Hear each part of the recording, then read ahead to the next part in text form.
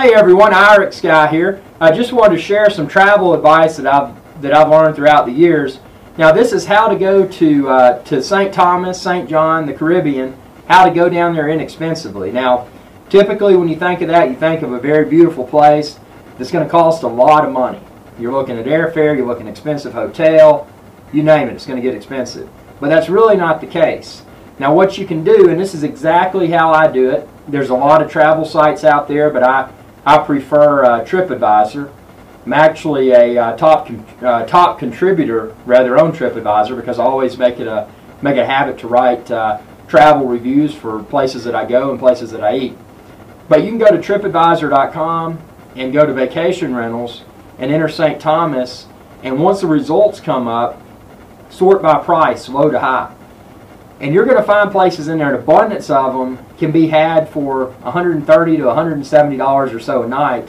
That's after taxes and everything. Now you need to check, when you find some that you like, you need to check the availability calendar. Most of the people that rent them will have the availability calendar on there. And they'll also have their contact information. So make sure, and they probably have the rates on there. They may not have the current rate. So always check and make sure that that what you're interested in is A, the right price, that it's available, and there aren't any hidden charges. And normally there shouldn't be hidden charges, but you always need to check. Some of the renters, since these are private parties that are renting these houses and or apartments that are part of their house, they're probably going to have a deposit, probably a minimum fee of a few $100 to, in case there were damages, that would cover that. But it's a really good way to do it. So for 7 nights, a couple of 2 could easily go to St. Thomas for room, for their place to stay. Beautiful place, maybe close to a beach, maybe up on the mountain in St. Thomas. Easily doable for 7 nights after tax and everything for under $1,000. Now so that's going to cover the room, the place you're going to sleep and whatnot. What you'll also need down there, you'll need a rental car. Rental cars are several agencies in St. Thomas, and I would recommend booking. Oh, and that's one thing I want to say about the apartment or the house. Be sure to plan at least 6 months, if not a year out, if you can, because those affordable vacation rentals by owner fill up quickly. So once you've got that booked, you'll of course need airfare. One thing I recommend for airfare, and it's also TripAdvisor again, I'll enter my nearby airport, and then I'll enter St. Thomas as a destination. And there's an option on TripAdvisor where it'll email you fare alerts. So if you're booking it pretty far out, you may want to sign up to that email airfare alert, and then that way if the airfare drops, you may get an email that says, hey, it may be $50 or $100 less or whatever, and that could encourage you to go ahead and book it. So airfare down there, depending upon where you're coming out of in the United States, it can get, and as we know, fuel prices fluctuate, but airfare shouldn't be a killer. It's probably in line with what one would spend if they went to the Bahamas or somewhere like that. And obviously, St. Thomas is a whole new ball game in my opinion. So much better than the Bahamas. I like the Bahamas, but St. Thomas is just really unique. So you'll also need a rental car. Now a rental car down there is important, and there's several agencies on the island you can check. You could also book it online. I think TripAdvisor has it, and a lot of people have had success with Hotwire. Hotwire.com for renting a rental car.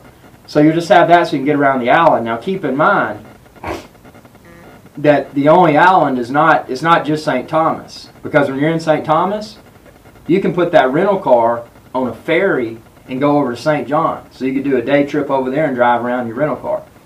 That's what makes St. Thomas really cool, because you can get the apartment or the home rental for a week in St. Thomas probably a lot less expensively than you would in St. John. So stay in St. Thomas, have a rental car, go to St. John as you please.